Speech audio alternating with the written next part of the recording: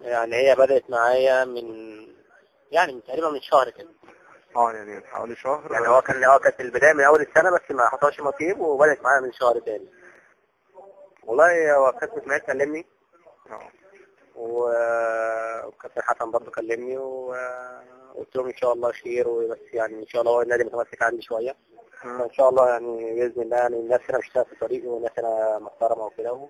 وان شاء الله لو في نصيب يعني ان شاء الله معاكم، اكيد هبقى معاكم يعني ان شاء الله. طبعا هو كابتن اسماعيل طبعا له دور كبير في الصفقه طبعا، وهو انا دايما على طول كابتن اسماعيل طبعا، لانه كان علاقتي بيه كويسه، لانه كان ماسك هنا في النادي،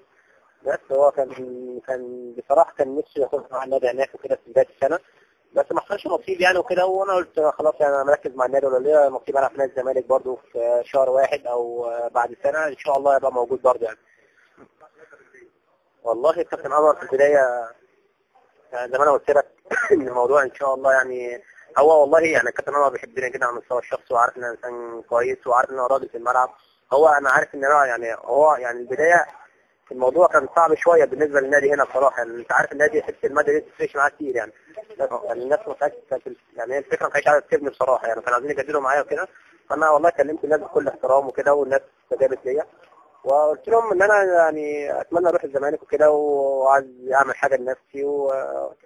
بس فالناس الصراحه يعني استجابت ليا وما تاخرتش عني، وقالت ان شاء الله مش هنلاقي في طريقك، وهندرس الموضوع كويس، وبحيث ان احنا نقدر نجيب حد مكانك في المكان ده يعني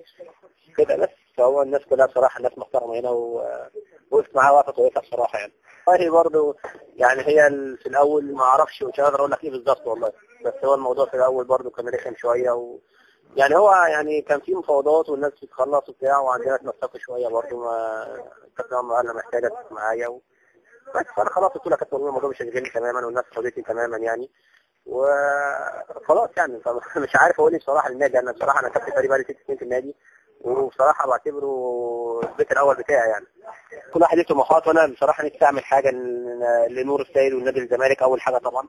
وبصراحه نفسي اكون شخص كويسه قبل اي حاجه، وبصراحه كنت نفسي اخد الخطوه ديت، وبصراحه الواحد يعني مركز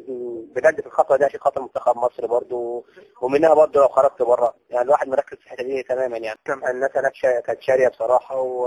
ودي حاجه بصراحه انا يعني بالنسبه لي حاجه كبيره، وان شاء الله اكون اضافه كويسه، واكون عند حسن ظن الجمهور واداره نادي الزمالك بامانه. هو بصراحه اللعيبه كلها هناك اخواتي.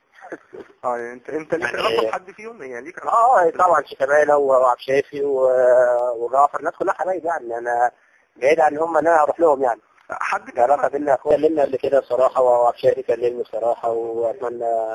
ان انت تكون معانا بصراحه، تكون اضافه كويسه لينا، وقلت لهم ان شاء الله يبقى خير، بس ولو في نصيب ان شاء الله اكون معاكم، اكيد اكون معاكم ان شاء الله يعني.